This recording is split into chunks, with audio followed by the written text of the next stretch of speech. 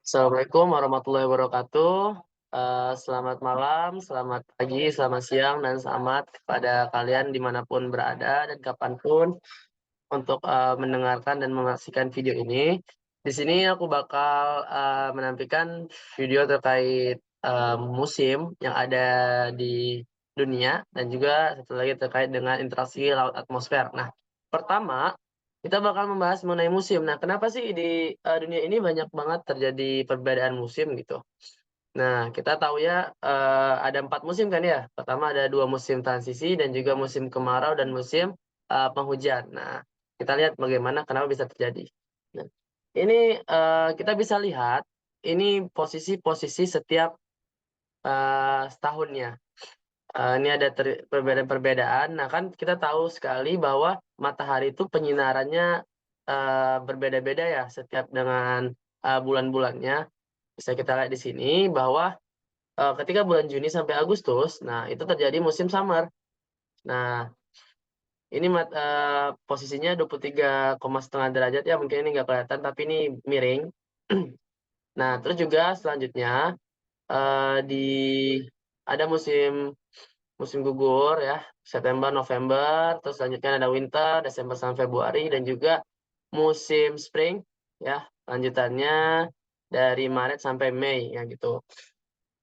Nih teman-teman, kenapa bisa terjadi perbedaan musim? Nah, karena ada posisi dari rotasi mata bumi yang condong sehingga menyebabkan arah penyinaran itu berbeda-beda.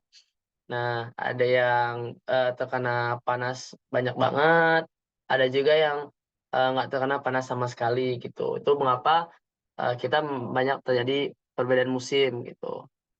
Intinya dari gerak suhu matahari dan juga rotasi bumi ya teman-teman.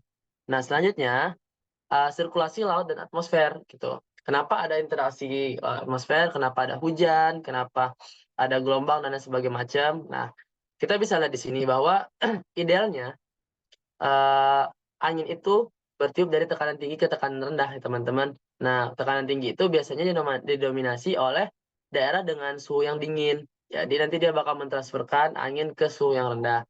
Ini kalau mau lebih jelasnya, teman-teman bisa lihat di sini bahwa paling atas tuh namanya polar ya. Nah, jadi angin itu bakal bertiup dari 90 derajat, lintang 90 ke lintang 60. Karena lintang 90 itu lebih dingin. Nah, jadi tekanannya lebih tinggi, makanya dia bakal menghantarkan angin ke lintang 60 derajat. Nah, selanjutnya, eee, ini kita bisa lihat, ini adalah daerah yang tidak terpengaruhi oleh sel-sel. Ada sel polar, sel Hadley, dan sel Walker. Nah, karena di khatulistiwa itu merupakan suhu yang paling panas ya, makanya angin-anginnya bakal bertiup ke arah khatulistiwa. Dari lintang 30 di BBS bakal ke khatulistiwa arahnya, dan juga apa namanya, dari lintang BBU juga bakal ke arah khatulistiwa. Nah, selanjutnya dari lintang 30 ini kan tekanannya tinggi. Nah, jadi dia bakal mentransferkan angin ke tekanan 60, lintang 60 gitu. Jadi itu bakal menyebabkan perbedaan-perbedaan sirkulasi dari atmosfernya ya teman-teman, gitu.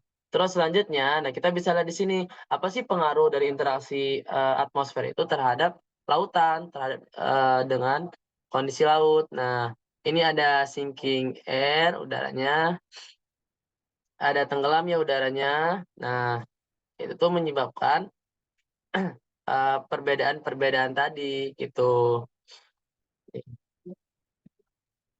Oke, ini bisa kita lihat ada apa?